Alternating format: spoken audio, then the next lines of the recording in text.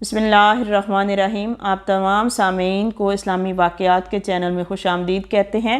یہ وہ چینل ہے جس میں آپ کے لیے سچے اسلامی واقعات اور اسلامک معلومات لے کر آتے ہیں تاکہ آپ بھی اس سے فائدہ اٹھائیں اور اپنے بچوں کو بھی دکھائیں۔ ایک شخص حضور اکرم صلی اللہ علیہ وآلہ وسلم کی خدمت میں حاضر ہوا اور اپنی سخت دلی کی شکایت کی تو آپ صلی اللہ علیہ وآلہ وسلم نے فرمایا ہے کہ دل کو نرم کرنے کے لیے مسکین کو زیادہ زیادہ کھانا کھلاؤ، یتیم کے سر پر ہاتھ پھیرو۔ اس حدیث پاک میں رسول پاک صلی اللہ علیہ وآلہ وسلم نے دل کی سختی کے 2 علاج عطا فرمائے ہیں۔ علاج کی خوبصورتی پر غور کرنے سے یہ بات سامنے آتی ہے، یتیموں اور مسکینوں سے حسن سلوک اللہ پاک کی رحمت حاصل کرنے کا ذریعہ ہے اور رحمت الہی دل کی نرمی کا سبب ہے۔ ابن ماجہ کی حدیث نمبر 4216 میں حضرت عبداللہ روایت کرتے ہیں کہ ایک دفعہ حضور صلی اللہ علیہ وآلہ وسلم سے سوال کیا گیا کہ لوگوں میں سے سب سے بہتر کون ہے؟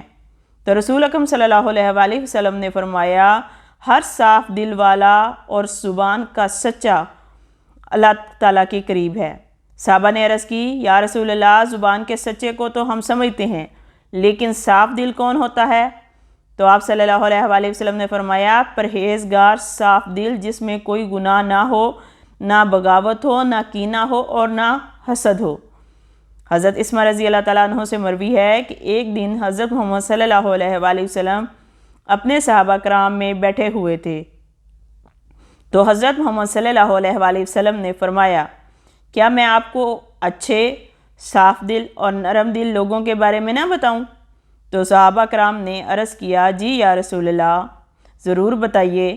تو حضرت محمد صلی اللہ علیہ وآلہ وسلم نے فرمایا کہ وہ لوگ جن کو دیکھ کر خدا یاد آئے کہ اللہ تعالیٰ نے اتنے اچھے انسانوں کو بھی پیدا فرمایا ہے، ایسے بندوں میں 2 صورت واضح نظر آتی ہیں۔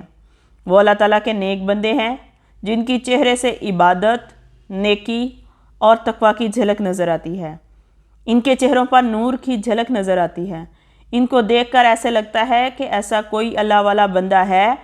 اتنا نور تو کسی اللہ والے بندے کے چہرے پر ہی ہو سکتا ہے۔ انسان سے چہرے سے ہی پتہ چل جاتا ہے کہ انسان کے دل میں کیا چل رہا ہے، یہ انسان اللہ والا ہے یا پھر شیطان والا ہے۔ اس لیے انسان کے نیک اعمال اور بد اعمال انسان کے چہرے پر نظر آ جاتے ہیں۔ بخاری شریف میں ہے کہ اللہ تعالیٰ کے آخری نبی نے اپنا ایک خواب کا منظر اس طرح بیان کیا۔ آپ صلی اللہ علیہ وآلہ وسلم بیان کرتے ہیں، میں نے انسانی چہروں کی ایسی صورتیں بھی دیکھی ہیں، ان کے چہرے کا آدھا حصہ خوبصورت اور آدھا حصہ بدصورت ہوتا ہے۔ آپ صلی اللہ علیہ وآلہ وسلم نے فرشتوں سے پوچھا، یہ کون سے لوگ ہیں؟ فرشتوں نے بتایا کہ آپ صلی اللہ علیہ وآلہ وسلم کی امت کے وہ لوگ ہیں جنہوں نے اچھے کام بھی کیے، انہوں نے برے کاموں کو بھی نہیں چھوڑا۔ یہی وجہ ہے کہ ان کے چہروں پر خوبصورتی بھی نظر آ رہی ہے، ان کے چہروں پر بدصورتی بھی نظر آ رہی ہے۔ اس لیے ان کے چہروں پر نیک اور برے کاموں کا اثر نظر آتا ہے۔ جو بندے نیک کام کرتے ہیں ان کے چہروں پر نور جھلکتا ہے، جو بندے بدعمالی کرتے ہیں ان کے چہروں پر ان کی بدعمالیوں کی بدکاریاں نظر آتی ہیں۔ جو بندے اللہ تعالیٰ کے نیک بندے ہوتے ہیں ان کو دیکھ کر اللہ کی یاد آتی ہے، ان کے چہروں پر نور کی جھلک نظر آتی ہے، لہٰذا نیک بندوں کو دیکھ کر خدا یاد آتا ہے۔ جہاں اللہ تعالیٰ کے نیک بندوں کی 2 خصوصیات بیان کی ہیں، اللہ تعالیٰ کے نبی صلی اللہ علیہ وآلہ وسلم نے فرمایا، میں تم کو برے لوگوں کے بارے میں آگاہ نہ کروں؟ صحابہ نے فرمایا، ضرور، کیوں نہیں، آپ صلی اللہ علیہ وآلہ وسلم ہم کو برے لوگوں کے بارے میں بھی بتائیے۔ رسول صلی اللہ علیہ وآلہ وسلم نے فرمایا، 3 باتوں کا ذکر ہے۔ وہ لوگ جو دوسرے لوگوں کی چغلیاں کرتے ہیں، ایک شخص کی بات دوسرے کے آگے کرتے ہیں اور دوسرے کی بات پہلے بندے کے آگے کرتے ہیں، یہ کام ہمارے معاشرے میں عام پایا جاتا ہے۔ یہ بات ہر طرف عام ہو گئی ہے، بوجہ لوگوں کو بتاتے رہتے ہیں، فلاں بندہ تمہارے بارے میں کچھ یہ کہہ رہا تھا، فلاں بندہ تمہارے بارے میں یہ بات کر رہا تھا۔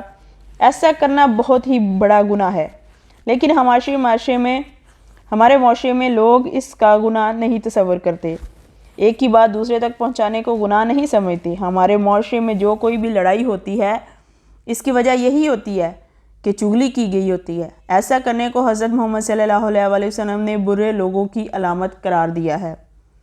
دوستوں میں فساد ڈلواتے اور برے لوگوں میں سے ہوتے ہیں یہ بھی عام ہے کہ دو دوست بڑی خوشی سے رہ رہے ہوتے ہیں، بہن بھائی رہ رہے ہوتے ہیں یا میاں بیوی رہ رہے ہوتے ہیں، کوئی تیسرا ایسی بات کر دے کہ ان دونوں کے درمیان غلط فہمیاں پیدا ہو جائیں اور ان میں لڑائی کا سبب پیدا ہو جائیں، تو یہ ایک شیطانی صفت ہے۔ لہٰذا دو لوگوں کے درمیان غلط فہمیاں پیدا کرنے والا شخص ہی برا تصور کیا جاتا ہے۔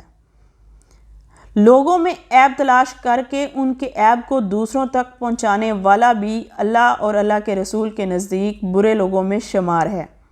دنیا میں عیب اور کمزوری سے کوئی بھی بندہ پاک نہیں، لیکن اللہ تعالیٰ نے لوگوں کے عیبوں پر پردے ڈال رکھے ہیں۔ لوگ ایسے لوگوں کو اچھا سمجھتے ہیں۔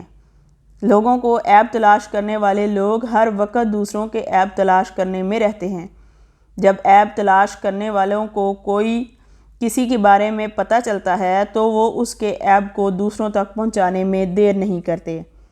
ایسے لوگوں کو دوسرے لوگ بدنام کرنے کی کوشش کرتے رہتے ہیں اور اس کی کوئی کسر نہیں چھوڑتے۔ حضرت محمد صلی اللہ علیہ وآلہ وسلم نے ایسا مزاج رکھنے والوں کو برا قرار دیا ہے۔ یہ تینوں باتیں آج کل لوگوں میں عام پائی جاتی ہیں۔ معمولی سی بات بری لگتی ہے، غلطی عام ہی کرتے چلے جاتے ہیں، برے کاموں سے بچ کر نیک کام کرتے ہیں۔ ماہرین نفسیات کے مطابق صاف دل انسان میں 5 نشانیاں ہوتی ہیں۔ صاف دل انسان بہت ہی جلد جذباتی ہو جاتا ہے۔ صاف دل انسان کے سامنے جب کوئی بات کی جاتی ہے تو وہ اپنی سچائی کو ظاہر کرنے کے لیے دوسروں سے بات چیت کرتے ہوئے جذبات کا اظہار کرتا ہے۔ وہ نہیں دیکھتا کہ میرے سامنے کون بیٹھا ہے، مجھے یہ بات کرنے کا فائدہ ہوگا یا نقصان اٹھانا پڑے گا۔ وہ صاف صاف بات سامنے کہہ دیتا ہے۔ وہ سب کے سامنے کھل کر اپنی سچائی کو ظاہر کرتا ہے اور جذباتی ہو جاتا ہے۔ صاف دل انسان کو غصہ بہت جلد آ جاتا ہے۔ وہ جس طرح اپنی صفائی ظاہر کرنے کے لیے جذباتی ہو جاتا ہے، دوسروں سے لڑ پڑتا ہے، اس طرح صاف دل انسان کا غصہ بھی بہت جلد ٹھنڈا بھی ہو جاتا ہے۔ صاف دل انسان کا دل ایسے ہو جاتا ہے جیسے کہ کچھ ہوا ہی نہ ہو۔ صاف دل انسان کا دل بہت ہی نرم ہوتا ہے۔ لوگوں کے سخت رویے اس کو بہت تکلیف دیتے ہیں۔ صاف دل انسان سے کوئی بدتمیزی کرتا ہے، اس کے ساتھ تلخی سے بولتا ہے تو وہ اندر سے ٹوٹ جاتا ہے۔ صاف دل انسان کسی بھی رشتہ دار اور دوست کو تنگ نہیں کرتا، دل و جان سے اپنے رشتہ دار اور دوستی نبھائے گا۔ وہ کبھی بھی کسی کو دھوکہ دینا پسند نہیں کرتا۔ ماہرین نفسیات کے مطابق ایک صاف دل انسان دوسروں کے دل میں وہ محبت نہیں پیدا کر سکے گا جو پیار اور محبت دوسروں سے کرتا ہے۔ جو درد وہ دوسروں کے لیے برداشت نہیں کرتا وہ ان کو پہنچائے گا نہیں، یا وہ تکلیف جو اپنے لیے پسند نہیں کرتا وہ دوسروں کو کبھی بھی وہ تکلیف نہیں دیتا۔